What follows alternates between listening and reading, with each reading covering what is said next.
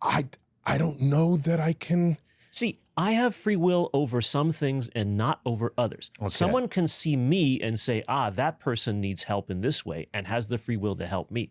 I see somebody else who needs this help and free will. Together, it is a network. It's not that any individual. So you have to draw the other. line for every individual and even perhaps for society. Okay. Does the criminal who's born in poverty have free will to not be a criminal if most of the people in prison came in below the poverty line? Great so there's some question. sociological force operating there So this that where we are less susceptible to that force. I think that's a great question, analogy. Let's say this.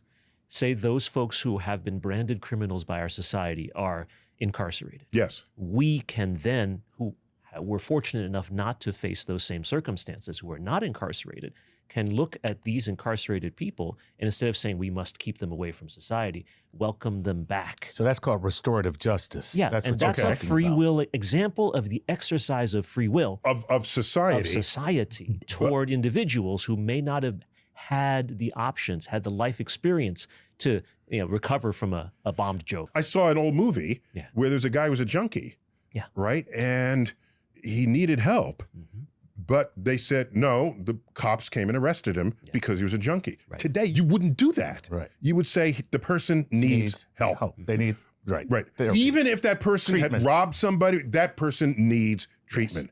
And the people who cannot shake whatever it is that afflicts them tells me that free will cannot be as free as we think it is. Do you remember the shooter in the University of Texas at Austin?